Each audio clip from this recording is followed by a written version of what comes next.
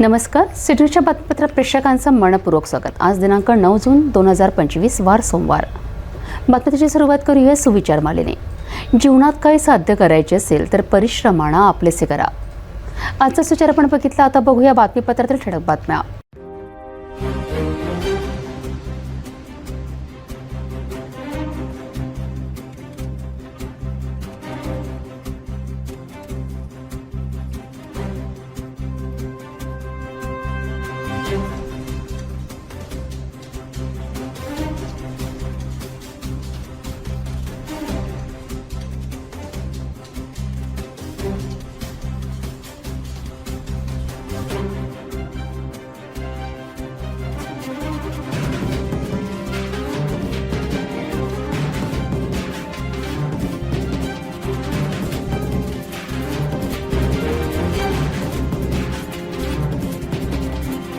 आपण ठळक बातम्या बघितल्या. आता घेऊया छोटासा ब्रेक. शादी और ब्याह की शुरुआत आराधना साड़ी के साथ. Aradhana wholesale shopping mall L2 बीजलैंड कॉम्प्लेक्स नांदगाव पेठ अमरावती जवाहर रोड अमरावती.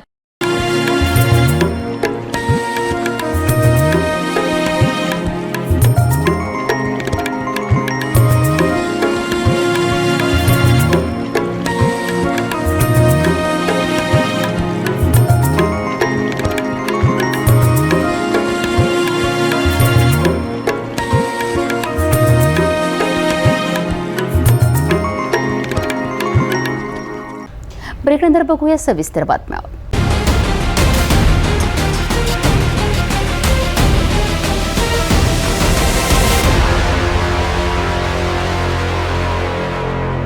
अमरावतीमध्ये चोरांचा धुमाकूळ. नागपुरी गेट पोलीस ठाण्याच्या हद्दीतील टॉवर लाईन पाणी टाकीजवळ सकाळी चोरीच्या मोठ्या घटना उघडकीस आली आहे.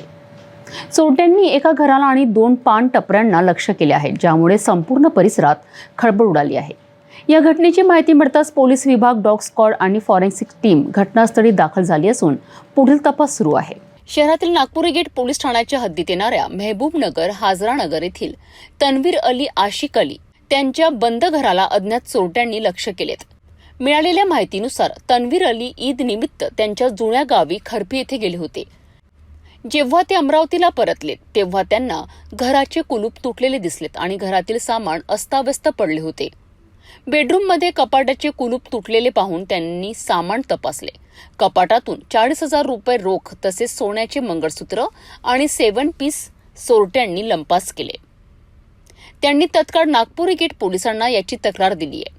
तक्रारीनंतर पोलीस पथक, डॉग स्क्वॉड आणि फॉरेन्सिक टीमने परिसरातील सीसीटीव्ही फुटेज तपासले आणि घटनास्थळावरनं फिंगरप्रिंट्स गोळा केलेत. सूत्रांकडून मिळालेल्या माहितीनुसार या परिसरात चोरींच्या घटनांमध्ये सातत्याने वाढ होत आहे. चोरट्यांनी 2 पान टपऱ्यांनाही आपले लक्ष्य बनवलेत. नागपुरी गेट परिसरातील टॉवर लाईन फैसल नगर येथील योगेश सलमान खान, इब्राहिम खान यांच्या पान टपरीतून चोरट्यांनी सुमारे 30,000 रुपयांचा माल चोरलाय, ज्यात थंड पेये, बिस्लरी बाटल्या, चॉकलेट्स, कॅडबरी, सिगारेटचे पॅकेट आणि 20,000 रुपये रोख तसेच लॅपटॉप यांचा समावेश आहे. चोरट्यांनी पान टपरीचे शटर जबरदस्तीने वाकवून आत प्रवेश केला आणि चोरी केली आहे. याच प्रकारे शेख अदनान शेख गणी यांच्या फैसलनगर येथील पान टपरीतही चोरट्यांनी 10,000 रुपये रोख आणि पान टपरीतील ठेवलेले अंदाजे 7,000 ते 8,000 रुपये किमतीचे साहित्य लंपास केलेत आहे. नागरिकांनी परिसरातील सीसीटीव्ही कॅमेऱ्यांमध्ये चोरट्यांची नोंद झाल्याची पुष्टी केली आहे. त्यांनी सांगितले की पहाटे 3 ते 4 वाजताच्या सुमारास या परिसरातील वीज पुरवठा खंडित झाला होता, ज्यामुळे चोरट्यांना आपले काम साधण्याची संधी मिळाली. नागरिकांचे म्हणणे आहे की नागपुरी गेट पोलिसांच्या गस्त घालण्यात कमी पडत आहे, ज्यामुळे चोरट्यांचे धाडस वाढले आहे. अवैध गुटखा आणि इतर बेकायदेशीर धंदेही मोठ्या प्रमाणात सुरू आहे, परंतु पोलिसांची संथ गती नागरिकांमध्ये नाराजीचे कारण ठरली आहे. चोरीच्या या घटनांमुळे परिसरात भीतीचे वातावरण आहे आणि नागरिक पोलिसांकडून कठोर कारवाईची मागणी करीत आहेत. राष्ट्रवादी काँग्रेसच्या नेत्यांची उपस्थिती ही लक्षवेधी ठरली आहे. बडनेरा येथील महावीर भवन येथे राष्ट्रवादी अजित पवार गटाचे प्रदेश महासचिव आणि विधान परिषद सदस्य संजय खोडके आणि आमदार सुलभा खोडके यांचा संयुक्त नागरी सत्कार सोहळा मोठ्या उत्साहात संपन्न झालाय. या कार्यक्रमातून आगामी महानगरपालिका निवडणुकांबाबत काही महत्त्वपूर्ण संकेत मिळाले आहेत.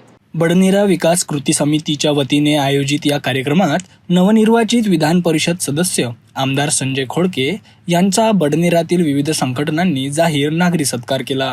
यावेळी व्यासपीठावर सत्कारमूर्ती आमदार संजय खोडके, आमदार सुलभा खोडके, भाजप प्रवक्ते शिवराय कुलकर्णी, ज्येष्ठ नागरिक आणि प्रतिष्ठित व्यापारी अग्रवाल, माजी नगरसेवक पापे ठाकूर, जावेद मेनन, लकी नंदा, अयूब खान, राजेंद्र दारोकार आदी मान्यवर उपस्थित होते.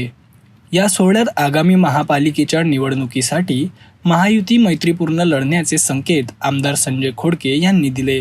मात्र यापूर्वी एका पत्रकार परिषदेत त्यांनी स्पष्ट केले होते की जर आमदार रवी राणा हे घटक पक्षासोबत असतील तर राष्ट्रवादी काँग्रेस स्वबळावर निवडणुका लढवेल. आमदार खोडके यांचा आरोप होता की युवा स्वाभिमानी पक्ष एका विशिष्ट समुदायाला लक्ष करत नाही. त्यामुळे स्वाभिमानी पक्षाला शह देण्यासाठी या विशिष्ट समुदायाच्या संघटनांचे नेते, पदाधिकारी आणि कार्यकर्ते या कार्यक्रमाला एकजुटीने उपस्थित असल्याचे दिसून आले. ज्या विशिष्ट समुदायाच्या बळावर स्वाभिमानी पक्षाने बडनेरा विधानसभा मतदारसंघात 4 टर्म अधिराज्य गाजवले, त्या स्वाभिमानी पक्षाने भाजपचा पदर धरून एका विशिष्ट समुदायाला लक्ष केल्याने या समुदायात कमालीची अस्वस्थता पसरली असल्याचे आमदार खोडके दाम्पत्याचा सत्कार सोहळ्यातून स्पष्ट झाले. सत्काराला उत्तर देताना आमदार संजय खोडके यांनी बडनेरा मतदारसंघातील त्यांच्या जुन्या आठवणींना उजाळा दिला. विशेष म्हणजे आयोजन समितीने भाजपच्या प्रवक्त्याला कार्यक्रमाचे निमंत्रण द्यावे की नाही अशी विचारणा खुद्द आमदार खोडके यांना केल्याची कबुली खोडके यांनी आपल्या भाषणातून दिली. यावरून होऊ घातलेल्या मनपा निवडणुकीच्या गठबंधनाबाबत आयोजकही संभ्रमात असल्याचे दिसून आले. ज्यांच्यासोबत मी राहिलो ते आपल्याला नेहमी सहकार्य केलं, त्या लोकांना त्या कार्यक्रमात येता येणार नाही, स्टेजवर येता येणार नाही. म्हणून तुम्हाला जर कार्यक्रम घ्यायचा असेल तर तुम्ही सर्व पक्षाचे सर्व घटकांना सोबत घेऊन कार्यक्रम करा आणि तो कार्यक्रम केला तर सर्व लोक येतील, सर्वांच्या भेटी होतील आणि त्याप्रमाणे सर्वांनी आजचं नियोजन केलं त्याबद्दल मी त्यांचं सर्वांचं आभार मानतो. शिवराय भाऊ, एक तर निश्चित आहे की या बडनेरानं 2 वेळा आम्हाला जरी पाडलं तर राजकारणाची एंट्री पण खऱ्या अर्थानं बडनेरानंच दिलेली आहे. म्हणजे राजकारणात बाकी पदं मिळवणं आणि आमदार म्हणून निवडून येणं याला फार मोठं महत्त्व आहे. आणि आपल्याला माहीत आहे की त्यावेळेसचे आमदार धाने पाटील 3 टर्मचे आमदार होते आणि आम्ही एकदम नौको होतो. मी तर त्यावेळेस असं समजा की सीट डिक्लेअर झाल्यानंतर आपण फिरणं चालू केलं तोपर्यंत आपण फिरलोही नव्हतो. अफाट मतदारसंघ होता. बडनेरा होतं, नांदगाव, खंडेश्वर, भातकुलीतले 2 सर्कल, 2 अमरावतीतले सर्कल, त्यानंतर गाडगेनगर पासूनचा मोठा भाग. परंतु ती निवडणूक माझी 10-15 वर्षाची जी काही तपश्चर्या मंत्रालयातली होती, मी जे लोकांना नेहमी सहकार्य केलं आणि त्या सहकार्यातून जे काही लोक जोडलेले होते ते लोक कोण कुठं काम करून राहिलं होतं हे आम्हाला कधी समजलंच नाही. निवडणूक होऊन जाईपर्यंत काही समजलं नाही कोण कुठं काम करून राहिलं, कोण काय करत आहे. आणि अशा ह्याच्यात आपण सर्वांनी आम्हाला निवडून दिलं. त्यामुळं खऱ्या अर्थानं सक्रिय राजकारणातली जी एंट्री जी आहे ती बडनेरा विधानसभा मतदारसंघाच्या माध्यमातूनच आपली झाली. आणि त्यामुळं बडनेरा वासियांसोबत आजही माझं 100% जेवढं दुराणं बंद आहे तेवढंच त्यांचा हक्क आहे. कारण त्यांच्यामुळंच आपल्याला खऱ्या अर्थानं या राजकारणामध्ये प्रवेश मिळाला. तुम्हाला माहीत आहे की राजकारणामध्ये काम करत असताना वेगवेगळे विचार आहेत, वेगवेगळे धर्म आहे, वेगवेगळे पक्ष आहेत. परंतु मी ज्यावेळेस आमदार म्हणून किंवा निवडणूक म्हणून आपण ज्यावेळेस काम करत असतो त्यावेळेस पक्षीय विचार तोपर्यंत मर्यादित राहतात. परंतु एक वेळ लोकप्रतिनिधी निवडून आला की मग तो कोणत्या पक्षाचा राहत नाही, मग तो सर्व जनतेचा राहतो आणि ज्याच्या जो घटक त्याच्याकडे कामाला येईल, जो पक्षाचा माणूस असेल. आमदार सुलभा खोडके यांनीही आपले विचार व्यक्त करत उपमुख्यमंत्री अजित पवार यांनी आमदार संजय खोडके यांच्या कार्याची पावती दिली असल्याचे सांगितले. कार्यक्रमाचे सूत्रसंचालन पत्रकार रवी वानखडे यांनी केले तर आभार प्रदर्शन निलेश शेगोकार यांनी मानले. अमरावतीतील या सत्कार सोहळ्यातून राजकीय गणिते आणि आगामी निवडणुकांचे संकेत स्पष्टपणे दिसून आलेत आहे. विशेषतः स्वाभिमानी पक्षाविरोधात राष्ट्रवादी काँग्रेसच्या भूमिकेने राजकीय वर्तुळात अनेक चर्चांना उधाण आले आहेत. येत्या काळात स्थानिक स्वराज्य संस्थांच्या निवडणुका जसजशा जवळ येतील तसतशी ही राजकीय समीकरणे अधिक स्पष्ट होतील यात शंका नाही.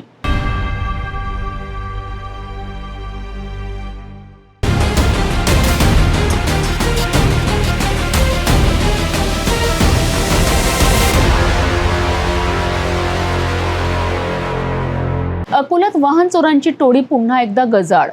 जुना शहर पोलिसांनी चोख तपास करून उघड केला आहे आणखी 3 गाड्यांच्या चोरीचा प्रकार. वाहन चोरीच्या घटनांनी शहरात खळबळ उडवली असताना अकोल्यातील जुना शहर पोलिसांनी मोठा खुलासा करत 3 आरोपींना अटक केली असून सुमारे 2 लाखांच्या 3 मोटरसायकल जप्त करण्यात आल्या. ही कारवाई केवळ तपासच नव्हे तर गुन्हेगारी विरुद्ध पोलिसांचा सजग आणि सक्षम इशारा आहे. जुना शहर पोलिसांनी वाहन चोरी प्रकरणात एकामागोमाग एक कारवाई करत पुन्हा एकदा 3 आरोपींना अटक केली असून त्यांच्याकडून चोरीस गेलेल्या 3 दुचाकी गाड्या जप्त करण्यात आल्या आहेत. गेल्या आठवड्यात अकोला शहर पोलिसांनी चोरीस गेलेल्या 9 गाड्या जप्त करून एका आरोपीला अटक केली होती. त्याच आरोपीकडून सखोल चौकशीत मिळालेल्या माहितीनुसार पोलिसांनी पुढे तपासाची चक्र फिरवत आणखी आरोपींना जेरबंद केले. अटक आरोपी शेख उमर फुरकान अब्दुल सलाम हमजा प्लाट अकोला, शेख शहजाद अब्दुल अहमद जमजम कॉलनी जलगाव जामोद बुलढाणा, शेख अलीम शेख सलीम अकोट या तिघांनी अकोट फाईल जुना शहर आणि सिटी कोतवाली पोलीस ठाण्याच्या हद्दीत झालेल्या 3 मोटारसायकल चोरीच्या गुन्ह्यांची कबुली दिली आहे. सुमारे 2 लाख रुपयांच्या 3 दुचाकी वाहनांची जप्ती करण्यात आली असून या टोळीवर कारवाई करत पोलिसांनी वाहन चोरांमध्ये भीती निर्माण केली आहे.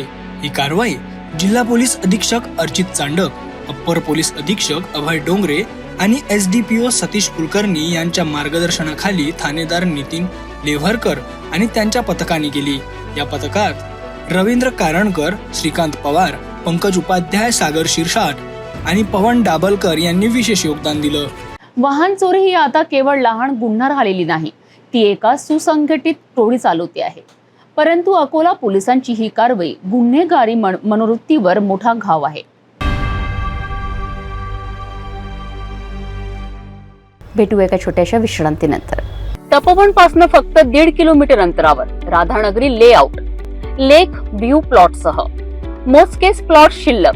त्वरित संपर्क करा 9930706667 किंवा 7620433325 या क्रमांकावर. विश्रांतीनंतर पुन्हा आपले स्वागत. मुंबईची जीवनवाहिनी असलेली लोकल रेल्वे पुन्हा एकदा अपघाताने हादरली आहे. मुंबई रेल्वे स्थानकाजवळ झालेल्या भीषण अपघातात 6 प्रवाशांचा दुर्दैवी मृत्यू झाला असून 10 जण जखमी झाले आहेत. या अपघाताने मुंबईकरांना मोठा धक्का बसला आहे. या अपघाताचे कारण अत्यंत धक्कादायक आणि रेल्वेच्या इतिहासातील कदाचित पहिलीच घटना आहे. परस्पर विरोधी दिशेने जाणाऱ्या लोकल रेल्वेतून प्रवाशांच्या बॅगा अडकल्याने हा भीषण अपघात घडला. या अपघातामुळे 13 प्रवासी रेल्वेतून खाली पडले. रेल्वे ट्रॅकवर काही अंतरावर 6 प्रवाशांचे मृतदेह विखुरलेले आढळले. या अपघातामुळे मुंब्रा रेल्वे स्थानकावर एकच खळबळ उडाली. मृतांमध्ये एका GRP सरकारी रेल्वे पोलीस कर्मचाऱ्याचाही समावेश असल्याने हळहळ व्यक्त होत आहे. अपघात घडताच प्रवाशांनी मदतीसाठी धाव घेतली. त्यांनी मृतकांना रेल्वे ट्रॅक बाहेर काढले. जखमी झालेल्या 10 प्रवाशांना तातडीने कळवा रुग्णालयात उपचारासाठी दाखल करण्यात आले आहे. या घटनेने मुंबईच्या लोकल प्रवासाची सुरक्षितता पुन्हा एकदा ऐरणीवर आली आहे. प्रवाशांच्या बॅग अडकून इतका भीषण अपघात होण्याची ही पहिलीच घटना असल्याने रेल्वे प्रशासनासमोर नवीन आव्हान उभे राहिले आहे. महिन्यापूर्वी तक्रार केली होती. तो जो कर्व आहे तो धोकादायक आहे, तिथे एक सिग्नल आहे तो धोकादायक आहे, याची माहिती आमच्या मुलांनी सतत दिली होती. आज जर आम्ही सांगतोय की इथे घटना घडू शकते तर तुम्ही त्याच्यावर उपाययोजना प्रशासनाने करायला हवे. म्हणून मी सकाळपासून म्हणतो की याला जबाबदार प्रशासन आहे आणि प्रशासनामुळेच ही घटना घडलेली आहे. याच लोकांवर कारवाई झाली पाहिजे. सर, मुंबईत स्थानक देखील खचलेलं पाहायला मिळालं. ज्या ठिकाणी हा अपघात घडला त्यापासून काही अंतरावर स्थानक सुद्धा मी तुम्हाला पुन्हा सांगतो की रेल्वेची परिस्थिती खूप वाईट आहे. आपल्या मुंबई रेल्वेकडनं फक्त पैसे जमा करायचे काम केलं जातं, त्याच्या व्यतिरिक्त लोकांना काही सुविधा दिली जात नाही आणि मग अशा घटना घडतात आणि अनेक लोकांना जीव द्यावे लागतात. आज एवढी मोठी घटना घडली आहे म्हणून तुम्ही सगळे आलात, नाही तर रोज 1-2 लोक रेल्वेमध्ये पडून त्यांचा मृत्यू होत असतो. तुम्ही सगळ्यांनी समजून घेतलं पाहिजे की रोज कोणाच्या ना कोणाच्या घरामध्ये अशी घटना घडते, त्यांच्या घरातला माणूस जातो आणि याला जबाबदार रेल्वे आहे. पण लोकांचा नाईलाज आहे, त्यांना रोज कामाला मुंबईला यावं लागतं, नाही तर घर चालणार नाही आणि त्यांच्या त्याच कमजोरीचा फायदा रेल्वे प्रशासन घेते. हे कुठे जाणार, हे रेल्वेला येणारच आहे अशी परिस्थिती आहे. आमच्या ठाणा स्टेशनची कॅपॅसिटी 1 लाख लोकांची नाहीये, पण तिथून 10 लाख लोक प्रवास करतात. म्हणजे 2000 मध्ये जर 2 लाख लोक प्रवास करत असतील तर 2025 मध्ये 10 लाख लोक प्रवास करतात. रेल्वे स्टेशन तेवढंच, प्लॅटफॉर्म तेवढेच, रेल्वेची संख्या तेवढीच, मग उद्याला 8 लाख लोक प्रवास कशी करणार? तर अशाच प्रकारे करणार ना. सो जोपर्यंत या सगळ्यांची संख्या वाढली जात नाही तोपर्यंत एक तर तुम्ही तिकीट बंद करा, तुम्ही लोकांना ठरवून प्रवास करून द्या, नाही तर असेच मृत्यू घडत राहणार. सर, आपण देखील गेल्या काही दिवसांपूर्वी ठाणे स्थानकाचा पाहणी दौरा केला होता. त्यावेळेस मी तुम्हाला सांगतो 2 वर्षापूर्वी ते प्लॅटफॉर्मवर 2 वर्षापासून छतच नव्हतं. महिला पावसात तिथे भिजत उभं राहायच्या. आम्ही गेलो, आंदोलन केलं आणि 8 दिवसांनी त्या सगळं प्लॅटफॉर्म नीट करण्यात आलं. आता दरवेळेला आम्ही आंदोलनच करायची का? सर, 15 डब्याचं देखील 10 वेळेला सांगितलेलं, मात्र 15 डब्याच्या ट्रेन देखील नाहीयेत कारण यांचे प्लॅटफॉर्म छोटे आहेत. मी तुम्हाला सांगतो, यांनी फक्त पैसे कमवले, यांनी लोकांना सुविधाच दिलेली नाहीये. हे ठाणा स्टेशन आहे. तुम्ही जर बदलापूर, अंबरनाथ या भागात गेलात ना, कळवा, मुंब्रा बिमरा, तर तिथली परिस्थिती अजून भयानक आहे. मध्ये आमच्या राजू दादांनी एक फोटो ट्विट केला होता की अख्ख्या प्लॅटफॉर्मवर ट्रेन मधनं चढता पण येत नव्हतं आणि बसता पण येत नव्हतं, फक्त ट्रेन येत जात होत्या आणि लोक अशीच मध्ये उभी होती. नागपूरमधून एक धक्कादायक बातमी समोर आली आहे, जिथे एका मित्रानेच आपल्या मित्राची निर्घृण हत्या केली आहे. ही घटना अनैतिक संबंधांवरनं झालेल्या वादामुळे घडल्याचे सांगितले जात आहे. रात्री 10 वाजताच्या सुमारास नागपूरच्या यशोधरा नगर परिसरातील SBS लॉजमध्ये एक भीषण हत्याकांड घडले आहे. मृताची ओळख शैलेश उर्फ अण्णा हिरालाल अशी झाली आहे, जो मूळचा सिहोर भोपाळचा रहिवासी होता. त्याचाच मित्र अनुराग उर्फ खोडा सुनील बोरकर याने दगडाने हल्ला करून त्याची हत्या केल्याचा आरोप आहे. पोलिसांनुसार हत्येचे मुख्य कारण दोघांमध्ये अनैतिक संबंधांवरनं सुरू असलेला वाद होता. रागाच्या भरात अनुरागने शैलेशवर जीवघेणा हल्ला केलाय, ज्यामुळे त्याचा जागीच मृत्यू झाला. लॉजचे व्यवस्थापक राकेश सब यांनी तत्काळ पोलिसांना या घटनेची माहिती दिली आहे. माहिती मिळताच यशोदानगर पोलिसांचे पथक घटनास्थळी पोहोचले आणि त्यांनी लगेच पंचनामा करून कायदेशीर कारवाई सुरू केली आहे. धक्कादायक बाब म्हणजे मृत शैलेश आणि आरोपी अनुराग हे दोघेही चांगले मित्र होते. त्यांची मैत्री होशंगाबाद कारागृहात झाली होती. तिथेच ते दोघेही यापूर्वी बंद होते. मिळालेल्या माहितीनुसार अनुराग उर्फ खोडा सुनील बोरकर हा एक कुख्यात गुन्हेगार असून त्याच्यावर यापूर्वीही अनेक गुन्हे दाखल आहेत. कारागृहातून सुटल्यानंतर मागील 5 वर्षांपासून शैलेश आणि अनुराग नागपूरमध्ये एकत्रच राहत होते. ते एकत्र काम करीत होते. सोबत उठणे, बसणे आणि राहणे सर्व काही एकत्रच होते. मात्र अलीकडच्या काळात एका महिलेवरून दोघांमध्ये तणाव वाढू लागला. हा तणाव इतका वाढला की काल रात्री त्याला रक्तरंजित रूप आलेत आणि शैलेशची हत्या झाली आहे. पोलिसांनी आरोपी अनुरागला अटक केली असून या प्रकरणाचा पुढील तपास यशोधरा नगर पोलिसांकडून सुरू आहे. एका मैत्रीचा अंत इतक्या क्रूरपणे कसा झाला, ही घटना पुन्हा एकदा अनैतिक संबंधाच्या धोकादायक परिणामांना समोर आणते आहे. पोलीस या प्रकरणाची सखोल चौकशी करीत आहेत. नागपुरात एक हृदयद्रावक घटना घडली आहे, जिथे एका बेफिकर पिकअप व्हॅन चालकाने 2 जिवलग मित्र नितीन कटरे आणि कोमल यादव यांचे आयुष्य क्षणार्धात हिरावून घेतले आहे. त्यांची स्वप्ने अपूर्ण राहिली आहे. त्यांचे कुटुंब दुःखात बुडाले आणि संपूर्ण शहर हादरलेत. तुकडोजी चौकातील हा भीषण अपघात सीसीटीव्ही कॅमेऱ्यात कैद झाला आहे आणि फरार चालकाचा शोध पोलीस घेत आहेत. पहाटे 1 वाजण्याच्या सुमारास नागपूरच्या तुकडोजी चौकातील रस्त्यावर एक भीषण अपघात घडला. मानेवाडा मार्गाकडे वळण घेणाऱ्या एका पिकअप व्हॅनने सुसाट वेगाने एका दुचाकीला जोरदार धडक दिली. या दुचाकीवर नितीन कटरे आणि कोमल यादव हे 2 तरुण होते. धडकेमुळे दोघेही गंभीर जखमी झाले आणि क्षणार्धात दोघेही रस्त्यावर फेकले गेले. नितीन आणि कोमल हे 2 जिवलग मित्र रात्री केटरिंगचे काम संपवून घरी परतत होते, पण त्यांना माहीत नव्हते की त्यांचा हा शेवटचा प्रवास ठरणार आहे. दोघांनाही तातडीने जवळच्या रुग्णालयात दाखल करण्यात आले, पण उपचारादरम्यान दोघांचाही मृत्यू झाला. त्यांच्या कुटुंबियांवर आणि मित्रांवर दुःखाचा डोंगर कोसळला. ही संपूर्ण घटना जवळच्या CCTV कॅमेऱ्यात कैद झाली आहे, जी अजनी पोलिसांसाठी महत्त्वाचा पुरावा ठरली आहे. या अपघाताला कारणीभूत ठरलेला पिकअप व्हॅन चालक घटनास्थळावरून वाहन सोडून फरार झाला. अजनी पोलीस ठाण्यात चालकाविरुद्ध गुन्हा दाखल करण्यात आला आहे आणि CCTV फुटेजच्या आधारे आरोपीची ओळख पटवण्याचा आणि त्याला पकडण्याचा प्रयत्न सुरू आहे. हा अपघात नागपुरातील रस्ता सुरक्षिततेच्या प्रश्नांना पुन्हा एकदा समोर आणत आहे. स्थानिकांनी वाहतूक नियमांचे कठोर पालन आणि बेफिकीर चालकांवर कठोर कारवाईची मागणी केली आहे. नागपूर शहर 2 तरुणांच्या निधनाने शोकसागरात बुडाले आहे. नितीन कटरे आणि कोमल यादव यांच्या कुटुंबियांना या अपघाताने पोकळी निर्माण केली आहे. पोलिसांचा तपास सुरू आहे आणि शहराला न्यायाची प्रतीक्षा आहे. नितीन कटरे आणि कोमल यादव यांचे निधन हे एका क्षणाच्या बेफिकीरमुळे आयुष्य कसे उद्ध्वस्त होऊ शकते याची जाणीव करून देते. अजनी पोलीस आरोपीला पकडण्याकरिता अथक परिश्रम घेत आहेत.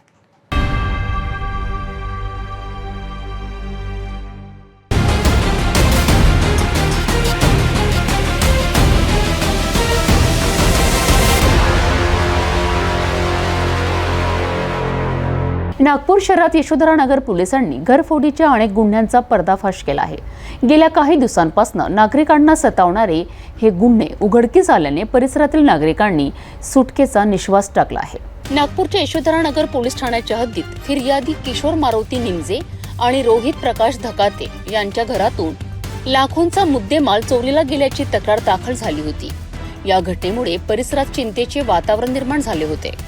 या गंभीर गुन्ह्यांचा तपास करीत असताना यशोधरानगर पोलिसांना गुप्त माहिती मिळाली आहे. या माहितीच्या आधारे पोलिसांनी कुंदनलाल गुप्ता नगर परिसरातून 25 वर्षीय राहुल राजू हाटेवार आणि 25 वर्षीय निकेश बर्राज शाहू या दोघांना ताब्यात घेतले. पोलिसांनी आरोपींकडनं सोन्याच्या 2 अंगठ्या किंमत 40,000 रुपये, सोन्याचे मंगळसूत्र किंमत 1,05,000 रुपये, सोन्याचा गोफ आणि चांदीची अंगठी असा एकूण 3,04,500 रुपयांचा मुद्देमाल जप्त करण्यात आलाय. परिमंडळ 5चे पोलीस उपायुक्त निकेतन कदम आणि सहाय्यक पोलीस आयुक्त बंडीवार यांच्या मार्गदर्शनाखाली पोलीस उपनिरीक्षक वैभव नागे तसेच पोलीस कर्मचारी राहुल बोंद्रे, किशोर देवांगण, संदीप वानखेडे, मनीष झरकर, क्षितेश चौरसिया, रितेश दुधे, प्रवीण बावणकर आणि कोमल गुज्जर यांनी ही यशस्वी कारवाई केली आहे. यशोधरानगर पुलिस स्टेशन में अप्रैल और मई में 2 घरफोड़ी रजिस्टर्ड हुई थी. माननीय DCP sir Shri Niketan Kadam sir zone 5, ACP sir Shri Bandiwar sir, उनके आदेश से और मार्गदर्शन पे DB पथक ने रिकॉर्ड पे के आरोपी चेक करना शुरू किया था. तो रिकॉर्ड पे आरोपी चेक करते समय DB पथक को एक जानकारी मिली कि इसमें का एक प्रॉपर्टी ऑफेंस वाला राहुल हाटेवार बोल के आरोपी है, वो और उसका साथीदार निकेश साहू, ये दोनों नागपुर से दिल्ली गए हैं, ऐसी उनको जानकारी मिली थी. तो ये टीम ने उनके बातमीदार के तहत उनका पूरा डिटेल निकाला और उनको नागपुर में इधर बुलाया गया, यानी बातमीदार के मार्फत उनको बुलाया गया. इधर आने के बाद में ट्रैप लगा के DB टीम ने उसको पकड़ लिया. उसमें का एक राहुल हाटेवार आया, दूसरा निकेश साहू उस टाइम नहीं आया था, वो एब्सकॉन्ड है उसमें का. तो उससे पूछताछ करने के बाद में उन्होंने अप्रैल में जो घरफोड़ी की थी उसमें का मुद्देमाल और मार्च में जो घरफोड़ी की थी उसमें का मुद्देमाल दोनों मिला के लगभग एक में का 2,68,500 का माल रिकवर किया गया है सोने चांदी का, और उसमें का 36,000 का सोने चांदी का माल रिकवर किया गया है. आरोपी ये प्रॉपर्टी ऑफेंस के रिकॉर्ड पर के आरोपी है. तो वो साथीदार है उसका साहू और ये हटवा, ये दोनों मिलके करते हैं। मे बी इसमें और कोई हो सकता है, लेकिन दूसरा मिला नहीं, इसकी वजह से कौन कौन है इसमें वो अभी तक तय नहीं हुआ है। ये कुल मिला के 5,02,500 का एक गुने में का मुद्देमाल है, उसमें का 2,68,500 का माल मिला है मुद्देमाल का। और दूसरा है 300 अपराध क्रमांक 320, उसमें का 36,000 का मुद्देमाल सोने चांदी का मिला है, उसमें की कैश रिकॉर्ड नहीं हुई। इसमें यशोधरा थाने के डीबी पथक की PSI श्री नागे और उनका जो टीम है राहुल बोंद्रे, चौरसिया और मनीष देवांगन, इन्होंने ये कामगिरी की है। यशोधरा नगर पोलिसांनी 2 मोठ्या घरफोडीच्या गुन्ह्यांची उकल केली आहे। किशोर मारुती निबजे आणि रोहित प्रकाश धकाते यांच्या घरातून चोरीस गेलेला लाखोंचा मुद्देमाल पोलिसांनी हस्तगत केला आहे। कुंदनलाल गुप्ता नगर परिसरातून राहुल राजू हाटेवार आणि निकेश बलराज शाहू या दोघांना पोलिसांनी ताब्यात घेतले आहे। त्यांच्याकडून 2 सोन्यांच्या अंगठ्या, 1 सोन्याचे मंगळसूत्र, सोन्याचा गोफ आणि चांदीची अंगठी असा एकूण 3,04,500 रुपयांचा मुद्देमाल जप्त करण्यात आलाय। पुण्यात वैष्णवी हगवणे आत्महत्या प्रकरण समोर आल्यानंतर लग्न समारंभातील आवाजवी खर्च आणि बडेजाव पुन्हा एकदा चर्चेचा विषय बनला आहे। या पार्श्वभूमीवर नांदेडमध्ये मराठा समाजाची एक महत्त्वपूर्ण बैठक पार पडली आहे। या बैठकीत लग्न समारंभासाठी आचारसंहिता निश्चित करण्यावर भर देण्यात आलाय, जेणेकरून अवास्तव खर्चाला आळा घालता येईल। अहिल्यानगर येथे झालेल्या आधीच्या बैठकीनंतर नांदेडमध्ये मराठा समाजाच्या विविध संघटनांचे पदाधिकारी एकत्रित आलेत। लग्नात होणारा अवास्तव खर्च टाळण्यावर या बैठकीत प्रामुख्याने भर देण्यात आला। महत्त्वाच्या निर्णयांमध्ये डीजेवर बंदी घालणे, प्री वेडिंग शूट न करणे, तसेच हुंडा देणे आणि घेणे पूर्णपणे थांबवणे यावर सखोल चर्चा झाली आहे। यासोबतच हळद समारंभाचा कार्यक्रम छोटेखानी पद्धतीने साजरा करण्यावरही एकमत झालेत। या बैठकीत सर्व संघटनांच्या पदाधिकाऱ्यांची एक सुकाणू समिती स्थापन करण्यात आली आहे। ही समिती गाव पातळीवर जनजागृती करणार असून साध्या पद्धतीने विवाह सोहळे आयोजित करण्याचे आवाहन करणार आहे। तसेच सामूहिक विवाह सोहळ्यांना प्रोत्साहन देण्यावरही या बैठकीत जोर देण्यात आला। या निर्णयामुळे मराठा समाजात साधेपणा आणि सामाजिक एकोपाची भावना वाढीस लागेल अशी अपेक्षा आहे। आज मराठा समाजाच्या सर्व संघटनांची बैठक विजयनगर येथे मंगल कार्यालयामध्ये झाली। सर्व सामाजिक संघटनेचे मराठा समाजातील सगळे जिल्हाध्यक्ष किंवा त्यांच्यापेक्षा वरिष्ठ प्रतिनिधी उपस्थित होते। या ठिकाणी विवाह सोहळ्यात मराठा समाजाच्या कमीत कमी खर्च व्हावा, ज्याप्रमाणे पुण्याला, अहिल्यानगरला, संभाजीनगरला बैठक झाली, त्याप्रमाणे आज नांदेड येथे बैठक पार पडली। त्याच्यामध्ये प्रमुख मुद्दे हे होते की एकतर सामूहिक विवाह मेळाव्याला प्रोत्साहन देणे, दुसरा कमी खर्चात लग्न करणे, लग्नाच्या सर्व ॲक्टिव्हिटी जे विविध प्रकार आहेत, प्री वेडिंग आहे किंवा हळदीचे प्रोग्राम मोठे मोठे होतात, साध्या प्रोग्राममध्ये कमी खर्च करणे किंवा ते प्रोग्राम टाळणे किंवा घरात हळदीचा प्रोग्राम नवरा नवरीपुरता ठेवणे, असे हे अनेक विषयावर चर्चा झाल्या। यामध्ये प्रमुखता की काही नेते मंडळीने इथं विशेषतः आमदार राजेश पवार साहेबांनी सामूहिक विवाह मेळाव्याची मुवमेंट काढलेली आहे। त्यांनी 5 लग्न केले तर मंडपाचा खर्च स्वतः करणार आहेत, 10 लग्न केले तर मंडप आणि जेवणाचा खर्च करणार आहेत। अशी मुवमेंट इतर राजकीय व्यक्तिमत्वाने सुरू करावी अशी आम्ही या आज विचारमंचावरून विनंती करतो सगळ्यांना। आणि काही ठिकाणी काही जणांनी इथं आश्वासनं दिले की आम्ही विवाह मेळावा घेऊ, त्यामध्ये प्रणिताताई देवऱ्या ताई असतील, त्याच्यामध्ये माधवराव देवसरकर असेल, आणि ही आचारसंहिता सगळ्या घराघरात गावागावात पोहोचावी याच्यासाठी एक सुकाणू समिती आज तयार केलेली आहे। ते 11 जणांची सुकाणू समिती आहे। ती समिती तालुका समिती नेमेल आणि गावागावामधला प्रोग्राम ते ठरवतील। ग्रामपंचायत लेवलला त्यांची जायची तयारी आहे। आणि ही तयारी केल्यानंतर पहिल्यांदा आम्ही आमच्या स्वतःवर इथल्या 300-400 जे मराठा बांधव आलते त्यांनी स्वतःवर आचारसंहिता लावून घेतली की आपण स्वतःच्या घरातून स्वतःपासून हे सुरू करायचं. एवढे 400 बांधव तरीही हे काही करणार नाहीत, म्हणजे सगळी आचारसंहिता पाळतील आणि सगळ्या हुंड्यापासून आहे, सगळ्या मुवमेंट आहेत. आम्ही त्याच्यात थोडं आजच्या आचारसंहितेमध्ये थोडं हुंड्याला कोणी मुलीच्या नावाने FD करा, हे असं आम्ही थोडं पर्याय काढलेले आहेत. मोठे लग्न केले तर त्याच्यामध्ये 10-20 गरिबांचे लग्न करा. मग ही काही आम्ही थोडीफार त्याच्यामध्ये सगळ्यांच्या चर्चा आणि ते रिलॅक्सेशन घेतले. मला वाटते हे एक आमचं आजचं वेगळंपण आहे. या अनुषंगाने सर्व नांदेड जिल्ह्यात सगळे समाज बांधव ही आचारसंहिता पाळतील आणि समाजाचा होणारा अनाठाई खर्च आणि याला आळा बसेल आणि समाजामध्ये जी या लग्नामुळे जी काही दुर्दशा होते मोठेपणामध्ये, बड्याजेवपणामध्ये, ती कमी होईल असं मला वाटते. आणि आलेल्या सगळ्या समाज बांधवाचं ज्यांनी स्वतःवर आचारसंहिता लावून घेतली त्यांचं मी अभिनंदन करतो, स्वागत करतो आणि सगळ्या समाजाला आवाहन करतो. हुंड्या संदर्भामध्ये काही ठोस निर्णय झाला की द्यायचंच नाही किंवा काय असं? हुंड्या संदर्भात आज झालं की घ्यायचाच नाही, द्यायचाच नाही हा निर्णय झाला, पण त्याच्यात सूट अशी दिली, जर मुलीच्या नावाने FD करून देत असतील तर मुलीच्या आणि जावयाच्या त्या मुलाच्या स्वेच्छेनं देत असतील आणि त्यांच्या भविष्य घडवण्याच्या कामासाठी ते उपयोगाला येत असतील तर मुलीच्या नावाने FD करून द्यावी. असं रोख रक्कम किंवा वाहन वगैरे द्यायचं नाही, असं दान काही द्यायचं नाही, वाहन आणि रोख रक्कम द्यायची नाही. रोख रक्कम द्यायची नाही. प्री वेडिंगच्या संदर्भामध्ये काय? प्री वेडिंग करायचं नाही असं ठरलं. प्री वेडिंगचा कॉन्सेप्ट गाळावा, ते DJचा विषय टाळावा, त्याच्यानंतर हळदीचा विषय मोठा करू नये, नवरा नवरी पुरताच करावा.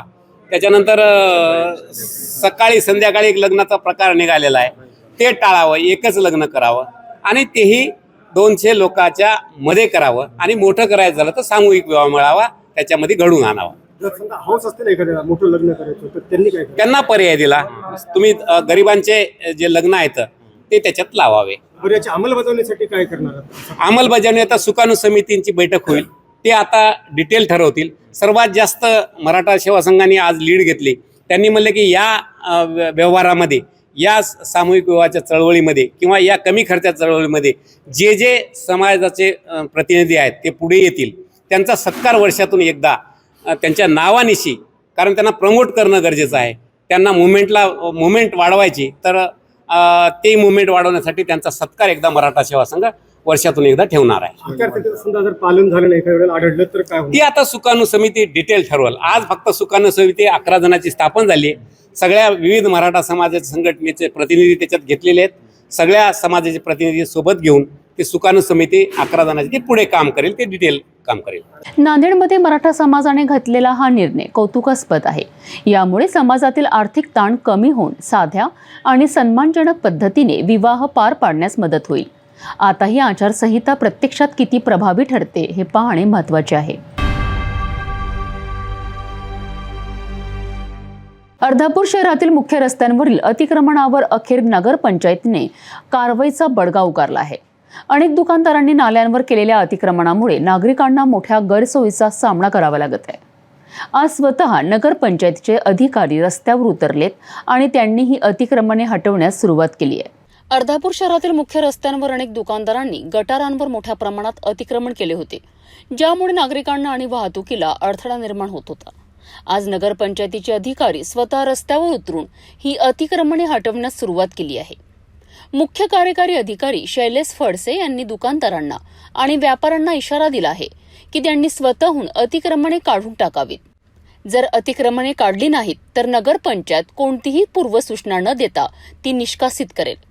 एवढेच नाही तर अतिक्रमण काढण्याकरिता वापरण्यात येणाऱ्या JCBचा खर्च संबंधित मालमत्ताधारकांकडून वसूल केला जाईल, असेही त्यांनी स्पष्ट केलेत. या कारवाईचा उद्देश शहरातील नागरिकांना होणारा त्रास कमी करणे आणि वाहतूक सुरळीत करणे हा आहे.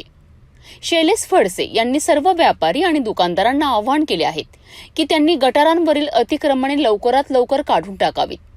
यावेळी आठवडी बाजाराच्या जागेबद्दलही महत्त्वाची सूचना देण्यात आली. दर शुक्रवारी आठवडी बाजारासाठी तलावाजवळील जागा निश्चित करण्यात आली आहे आणि याच जागेवर बाजार भरवावा असे सांगण्यात आले आहे.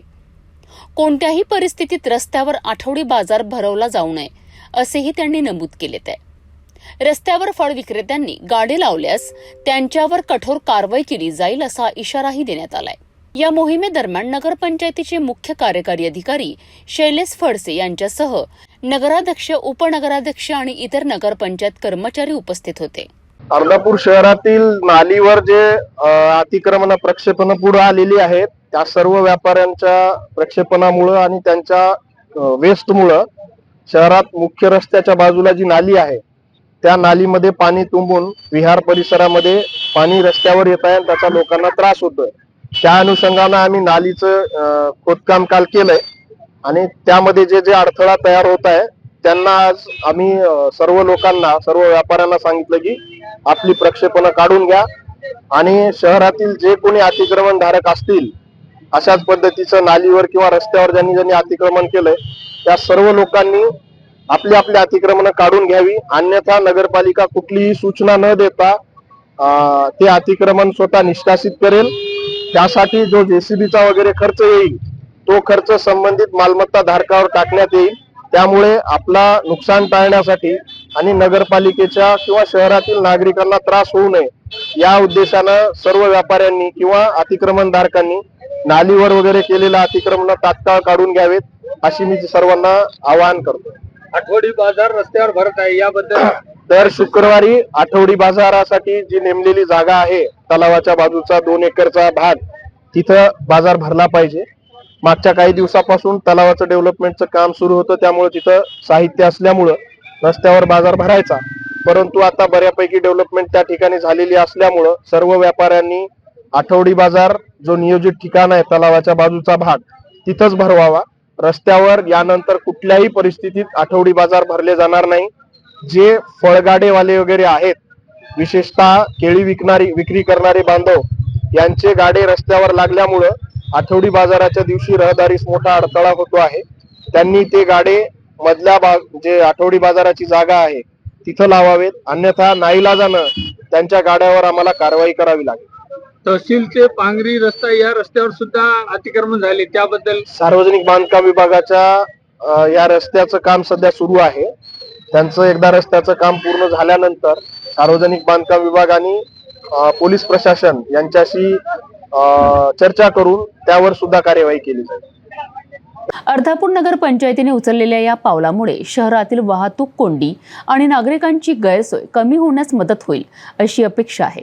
व्यापाऱ्यांनी आणि दुकानदारांनी प्रशासनाला सहकार्य करून स्वतःहून अतिक्रमणे काढून घ्यावीत असे आवाहन यावेळी करण्यात आले आहे. या कारवाईमुळे अर्धापूर शहर अधिक सुव्यवस्थित होण्यास निश्चितच हातभार लागेल. त्यामध्ये संजय राठोड नापास झाल्याचं चित्राची माहिती आहे.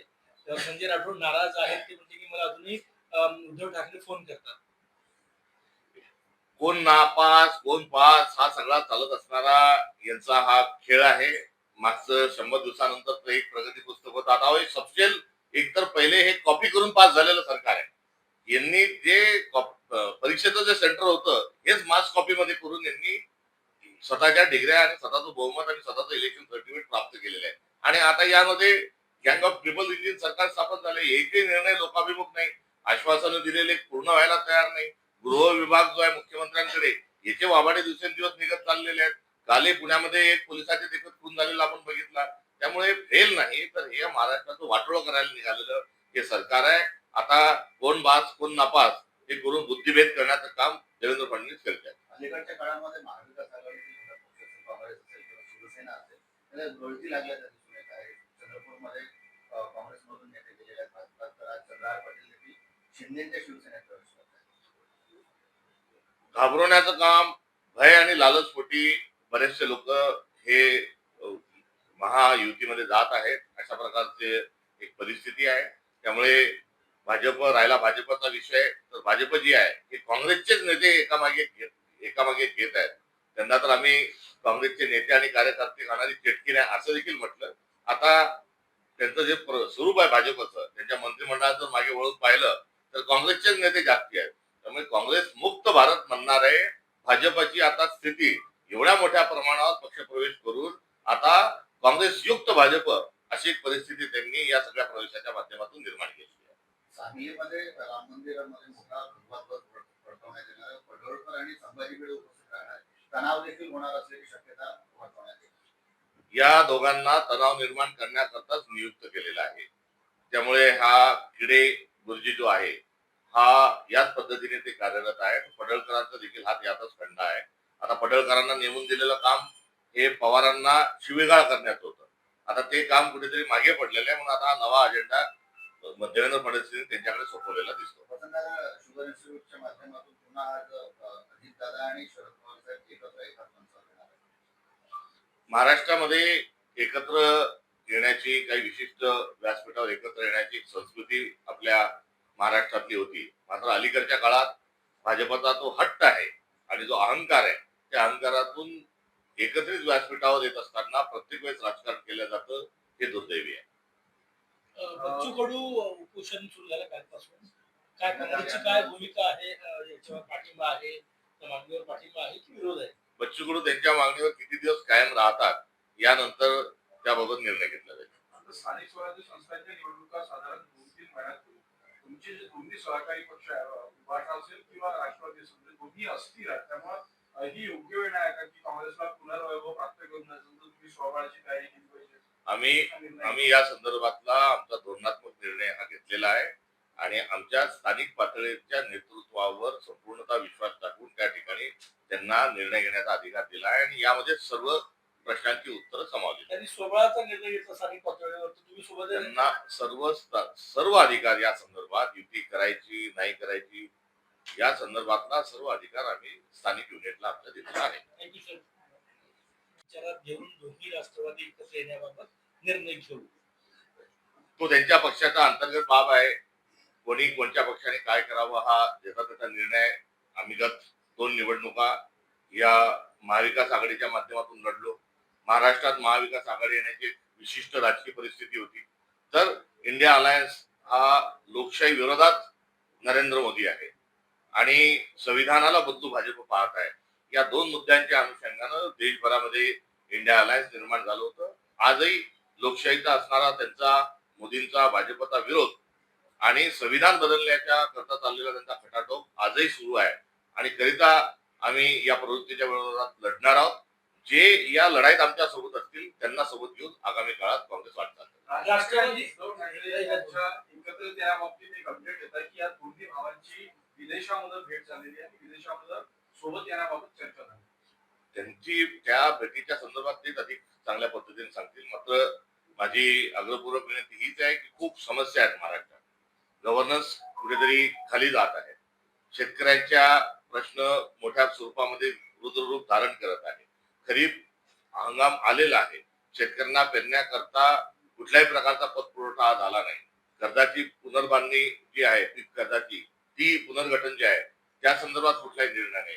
खत बियाणं त्याचा तुटवडा निर्माण झालेला आहे.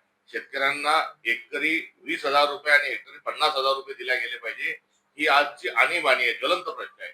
या सर्व प्रश्नांच्या माध्यमातून जर उहापोह जर आपल्या महाराष्ट्रात जर झाला तर हा महाराष्ट्र पुढे घेऊन जाण्याच्या अनुषंगाने मदत होईल. त्यामुळे लक्ष डायव्हर्ट करण्याकरता कुठेतरी पुण्याचं प्रकरण, त्याच्या आधी बीडची चर्चा आणि आता कोण एकत्र येणार यावर जो राजकीय दांड हा वळवलेला आहे हा संयुक्तिक नाही. दोन्ही राष्ट्रवादी एकत्र येण्याची चर्चा सुरू असताना तुम्ही स्थानिक स्वराज्य संस्थांच्या निवडणुकीची कशी तयारी करताय? एक तर काँग्रेस तयारी करताय की एकत्र लढण्याच्या काही चर्चा सुरू झालेल्या आहे, काही चर्चा झाल्याच नाही आतापर्यंत? या अत्यंत सुस्पष्ट स्वरूपाचे निर्णय याआधीच आम्ही घेतलेले आहेत आणि आमचे मित्र पक्षांना आम्ही ते सविनय त्यांच्यापर्यंत कळवलेले पण आहे की स्थानिक स्वराज्य संस्थांच्या निवडणुकीमध्ये स्थानिक पातळीवर आमचे नेते आमचं संघटन त्या ठिकाणी निर्णय घेईल. किरण कुलकर्णी यांच्या नागपूर टेस्टची तुम्ही मागणी केलेली आहे. किरण कुलकर्णी हे एकंदरीत जो मतांची जी चोरी झाली, जो मतांवर दरोडा टाकला गेला याच्या मुख्य सूत्रधार हे देवेंद्र फडणवीस जरी असले तरी हस्तक स्वरूपामध्ये त्या ठिकाणी प्रशासकीय अधिकारी किरण कुलकर्णी यांनी हे कार्यरत होते. त्यामुळे मतदार संख्या ही 41 लाखांनी कशी वाढली आणि शेवटच्या 5 वाजेनंतर 76 लाख मतदान कसं झालं या प्रश्नाचं जे गुढ आहे उलटपक्षी हे ओपन सिक्रेट आहे. मात्र या सगळ्या गुन्ह्याच्या अनुषंगानं कार्यरत असणारी व्यक्ती म्हणजे किरण कुलकर्णी हे होते आणि त्यांची नार्कोस्टेज जर झाली तर हा महाराष्ट्रातला झालेला एकंदरीत जो मतांवर टाकलेला डल्ला आहे आणि ही जी फिक्सिंग आहे, मताची जी चोरी आहे, तिचा पर्दाफाश होईल. निवडणूक आयोगाने चॅलेंज केलंय की लेखी तक्रार करावं म्हणून काँग्रेसने. निवडणूक आयोगाने कडे लेखी तक्रार याच्या वारंवार केलेल्या आहे. निवडणूक आयोग हा कुठेतरी अमित शहा यांच्या सूचनेनुसार कार्यरत आहे असं स्पष्ट दिवसेंदिवस होत चाललेलं आहे. आपल्या सगळ्यांना ज्ञात असेल की देवेंद्र फडणवीसांनी मुख्यमंत्री पदाची शपथ घेण्याच्या पूर्वी किंवा कोण बनेगा महाराष्ट्राचा मुख्यमंत्री ह्या जेव्हा ब्रेकिंग सगळ्या चालल्या होत्या तेव्हा काँग्रेसचं शिष्टमंडळ आपल्या सगळ्या पुराव्यानिशी हे निवडणूक आयोगामध्ये गेलं होतं आणि त्या ठिकाणी 5 वाजेनंतर मतदान कसं वाढलं हा मुद्दा 8% वाढलेल्या मतदानाच्या अनुषंगानं एकूण 75 लाख मतदानाच्या अनुषंगानं त्या ठिकाणी ते गेले होते. त्यावेळेस ही तक्रार केली संसदेमध्ये जेव्हा राहुल गांधींनी भाषण केलं तेव्हा सरकारला विनंती केली की याच्यात राजकारण बाजूला ठेवू, याचं सगळ्या हे जे आक्षेप आहेत हे लोकशाही वाचवण्याकरता याच्यावर याची चौकशीचे आदेश द्या. त्यानंतर वारंवार आमचे शिष्टमंडळ हे निवडणूक आयोगाला भेटलेलं आहे. मात्र निवडणूक आयोग जे आहे अडचणीत आल्यानंतर नियम बदला, सीसीटीव्ही फुटेज मागितलं, नियम बदलले, मतदार यादी फोटो सहित आम्हाला द्या, नियम बदलले. त्यामुळे निवडणूक आयोग जो आहे हा निवडणूक आयोगाचीच भूमिका ही संशयास्पद आहे. यात भरीसभर माध्यमांना देखील या सर्व गोष्टींचा संताप हा आला पाहिजे. अजून तो एवढा का आला नाही हा देखील एक मोठा गूढ प्रश्न आहे. कारण निवडणूक आयोगाने काय सांगितलं की राहुल गांधी माध्यमांकडे का जातात, त्यांनी आमच्याकडे यावं. याचा अर्थ काय की माध्यम काही चोर आहे, माध्यम काही मा करतात. माध्यम शेवटी काय आहे तर माध्यम हे आपल्या लोकशाहीचा चौथा स्तंभ आहे आणि निवडणूक आयोगाला या चौथ्या स्तंभावर जो आक्षेप आहे हाही निषेधार्ह आहे. त्यामुळे त्यांची माध्यमांकडे राहुल गांधी का जातात, आमच्याकडे का येत नाही, या अर्थी माध्यमांवरही त्यांचा संशय आणि माध्यमांचं अस्तित्व त्यांना अमान्य आहे. फडणवीस सरकार प्रसिद्धी करणं, सरकारचे कामं जनतेवर पोहोचवणं, खूप मेगा प्रेस कॉन्फरन्सेस होणार. मोदी सरकारने 11 वर्षाचा त्यांना जो मॅन्डेट मिळाला होता त्या अनुषंगानं त्यांचा लेखाजोखा हा देशापुढे जगापुढे हा मांडला पाहिजे. वास्तविक पाहता बोलायचा बात आणि बोलायचीच कडी ही भाजपची आणि नरेंद्र मोदी यांची एकंदरीत असणारी शैली आहे. त्यामुळे त्या शैलीचा वापर न करता जे तांत्रिक दृष्टिकोनातून जे मान्यता प्राप्त जे मापदंड आहेत, ज्यांना लोकमान्यता आहे, ज्यांना विज्ञानाची मान्यता आहे आणि जे पॅरामीटर्स हे युनिसेफ सारख्या, वर्ल्ड बँक सारख्या किंवा वर्ल्ड हेल्थ ऑर्गनायझेशन सारख्या ऑर्गनायझेशन ज्यांना रेफर करतात अशा सगळ्या डाटाच्या अनुषंगानं त्यांनी आपला लेखाजोखा मांडला पाहिजे. दरवेळेस नरेंद्र मोदी आणि त्यांचे बगलबच्चे स्वतःची पाठ थोपटून घेण्यामध्येच कुठेतरी समाधान मानत असतात. मात्र त्यांनी तसं करू नये. Happiness index, hunger index, human development index यासारखे अनेक इंडेक्स आहेत. शाळेतून गळती झालेल्या मुलांचं प्रमाण, ग्रॅज्युएट होत चाललेल्या तरुणांचं प्रमाण, रोजगाराची उपलब्धता या सर्व अनुषंगानं त्यांनी आपला लेखाजोखा मांडला पाहिजे. श्रीमंत हा अधिक श्रीमंत होत चाललाय आणि गरीब हा अधिक गरीब होत चाललाय या संदर्भात देखील त्यांनी भाष्य केलं पाहिजे. आपण जर मागे वळून बघितलं तर 14 वर्षापूर्वी नरेंद्र मोदी काय काय सांगून सत्तेवर आले तर दरवर्षी 2 कोटी नोकऱ्या या उपलब्ध करून देऊ अशा पद्धतीने त्यांनी अभिवचन दिलं होतं.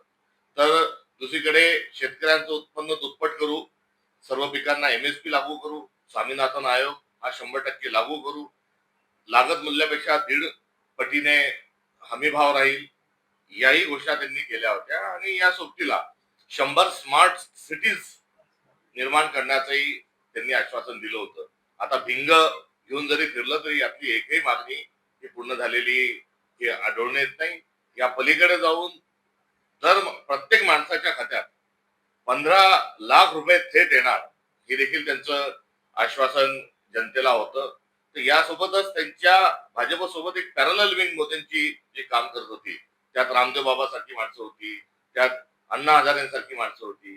त्याचाही लेखाजोखा या ठिकाणी सांगितला पाहिजे की रामदेव बाबा सांगत होते की पेट्रोल जे आहे ते 35 रुपये होईल, डिझेल जे 25 रुपये होईल, त्याचं काय झालं हाही त्यांनी हिशोब दिला पाहिजे. या सोबतच लोकपालाचं काय झालं हेही मुद्दे सगळे सांगितले पाहिजे. त्यामुळे नुसत्या येऊन हवेत वाफा जिरवण्याच्या ऐवजी त्यांनी आपला लेखाजोखा 11 वर्षाचा सांगितला पाहिजे. नुकतेच आंतरराष्ट्रीय स्तरावर अमेरिका जी नरेंद्र मोदींना फार जवळची वाटत आलेली आहे, यांनी त्यांचा अहवाल 8 दिवसापूर्वी जो जाहीर केला त्यामध्ये हेट स्पीच देण्यामध्ये ज्यांचा हात खंडा आहे असा मोदींच्या संदर्भातला उल्लेख आहे. भारताचं प्रशासन हे इरॅशनल पद्धतीने चालत आहे असा त्यातला जो आशय आहे. हे सर्व जेव्हा मुद्दे येतात तर थेट पुलवामा त्यांच्या पहिल्या दिवशीपासून त्यांनी पाकिस्तानचे जे पंतप्रधान आहेत त्यांच्या शपथविधीला आले तेव्हापासून तर ऑपरेशन सिंधूर नंतर ज्या काही गोष्टी प्रश्न निर्माण झाले तिथपर्यंतचा सगळा लेखाजोखा त्यांनी मांडला पाहिजे. श्रीमंत अधिक श्रीमंत होत चालला आहे.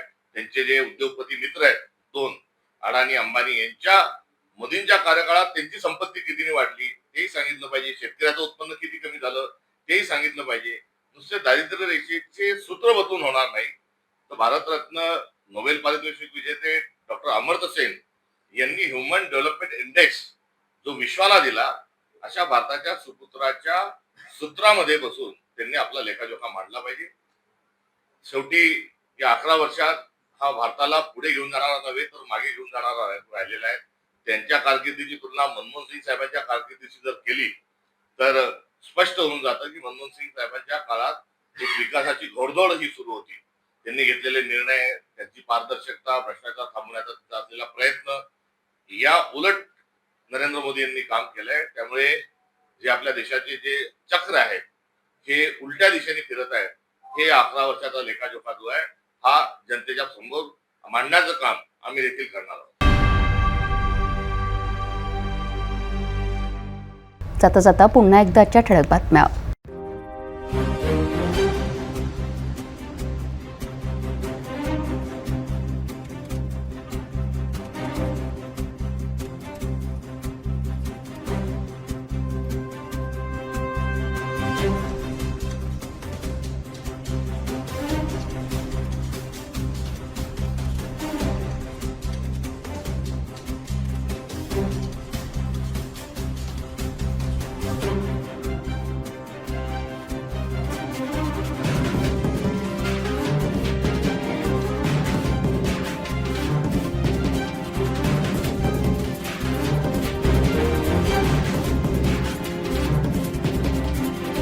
आपण आता सिटी न्यूज चॅनल आपल्या टीव्हीवर बघू शकता. यामध्ये next channel 117, Jio channel 872, GTPL channel 73, RRC 899, Fastway channel 256. आता अमरावती विदर्भानंतर महाराष्ट्राचे दर्शक घर बसल्या आपल्या केबल टीव्हीवर सिटी न्यूज बातमी पाहू शकाल. लवकरच आम्ही आपल्यापर्यंत पोहोचणार आहोत. जर आपल्या टीव्हीवर सिटी न्यूज चॅनल दिसत नसेल तर आपण आपल्या केबल ऑपरेटरचा संपर्क करावा. आपण सिटी न्यूज केबलच्या व्यतिरिक्त यूट्यूब, फेसबुक, इंस्टाग्राम आणि ट्विटरवर बघू शकता. याकरिता सोशल मीडिया अकाउंट सबस्क्राईब करा, फॉलो करा, लाईक करा.